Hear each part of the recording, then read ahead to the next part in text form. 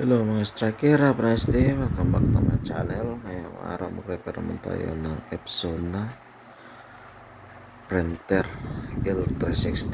Yung model niya, ito sa blinking lights, mechanical error. So ano para hinta natin, umpisahan natin mga striker.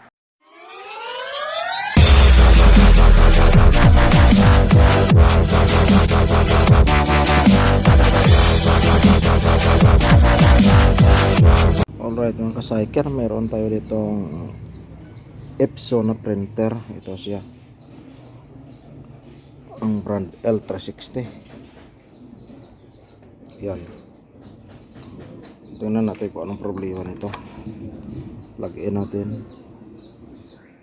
tapos power on. Ito yung problema niya, blinking lights, mechanical error ito. So buksan natin kung ano yung magawa natin dito.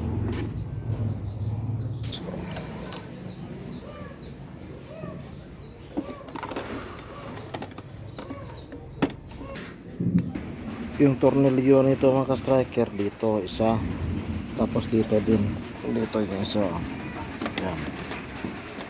Yan. Tapos nagtanggal tornilyo, ito naman yung tanggalin natin. Ito. Yan. So yan na, natanggal na natin. Dito galing yan. Tapos ito naman isunod natin.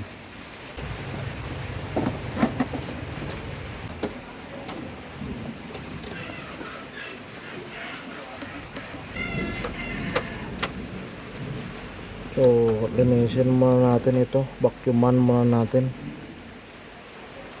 ang dumi. Kaya siguro nag mechanical error ito, kasi kailangan natin muna linisin ito. Gawin natin mga striker, toothbrushan natin ito kasi sobrang dumi. Tapos mamaya vacuum muna natin ito.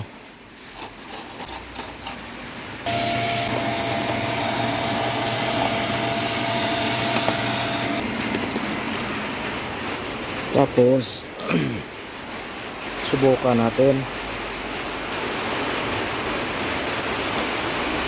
kung mag-blink pa itong kanyang ilaw.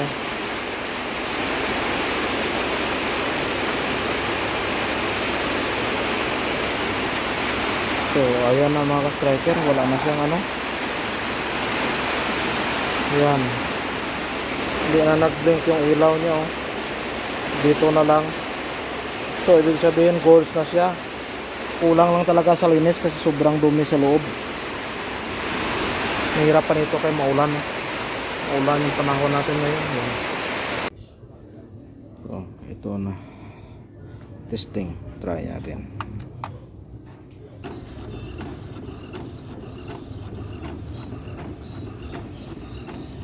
So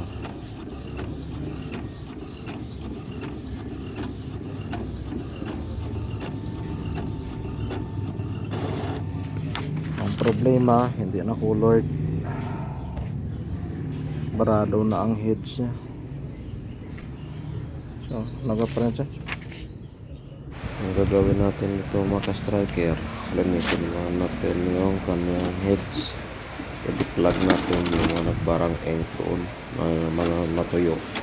Gamitan natin ng heads cleaner ito para bumalik sa original yung kanyang print out at saka maganda.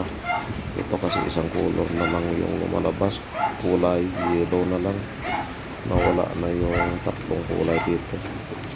So tapusin natin itong piniprint out natin at saka i-declug natin. Ganito talaga mga nangyayari mga striker. Kung yung printer natin minsan lang natin ginagamit, dapat gamitin natin ito twice a week pag print tayo ng colloid, kasi yung heads gun magbabara dahil matuyo yung ink. Ito dahil nasira, matagal hindi nagamit, ito yung kanyang resulta. So ayan na yung print out natin. Natapos na natin kalinis yung heads niya. Yan, maganda na siya. So ayan na yung resulta. Pwede na natin itong bigay sa may-ari mga striker. May isa pa pang problema mga striker, yung kanyang feeder roller sira din. Maraming problema itong printer na ito. Kumakain siya ng papel ng tig-duble-duble o 3-4 ang kinakain niya kasi sira yung feeder roller niya. Ipapakita ko sa inyo. Ito na yung kanyang ito yung kanyang buksanan dito sa likod ng kanyang feeder roller niya. Mayroon pang mga yan, buksan natin ito, tanggalin natin ito yung wastegate ink pad niya na ito yung kanyang feeder roller, sila din tagduble-duble yung papel niyang kinakain, kaya papalitan din natin ito. Itry natin muna itong i-repair. Ayan, ito siya, sira siya. Mayroong lock ito sa loob dapat isang ikot pang ito, hindi magbalik-balik, kaso lang wala na, kaya kailangan natin na palitan ito. Pero itry muna natin na i-repair yung spring lock niya sa loob. Yung lock spring sa loob, i-repair natin para laman natin kung ano pa siya. Ayan yan, wala na. Kasi ito, ito, binungkal na siguro ito ng may-ari.